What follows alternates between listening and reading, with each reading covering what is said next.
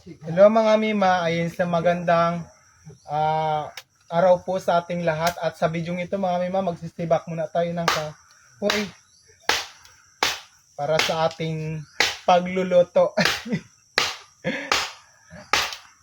O diba? Dahil wala kaming palakol, ito na lang. Ipak na lang tayo mga Mima. Tapos pukpukin.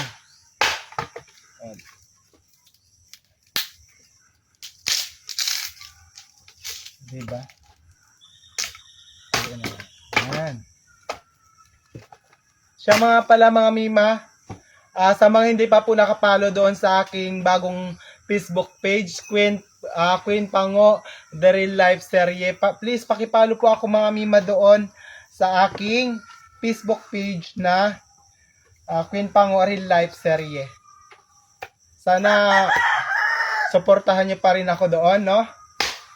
At may mga video na tayo mga Mima doon at ang tataas din talaga ng views at nasa na tayo 60k o 60k 6k basta road to 7k na tayo mga Mima doon sa bago nating Facebook page.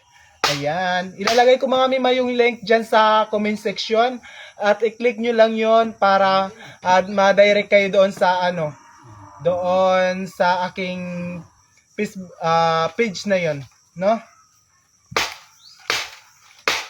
Ayan. Sa inyo ba mga Mima, ano yung mga nyo dyan?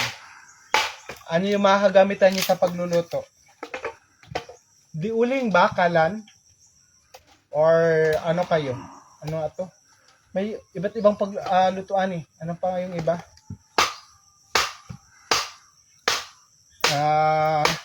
Gasol. Gasol, di ba? Sa amin dito sa probinsya, kahoy-kahoy na lang.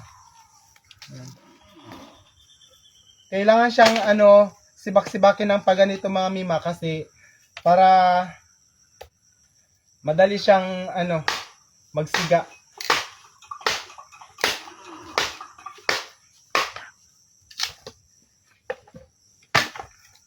Wala, ganito talaga dito sa probinsya mga Mima.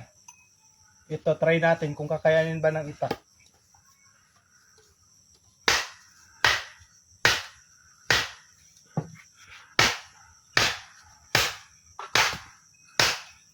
Naputol yung kahoy. Hindi kaya. Hindi to kaya.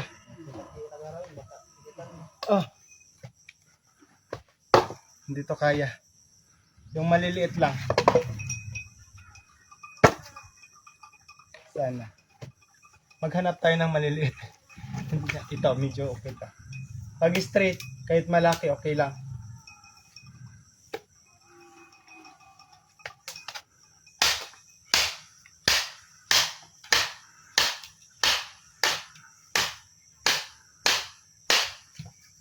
So yan lang mga Mima, dito na lang muna yung video na to.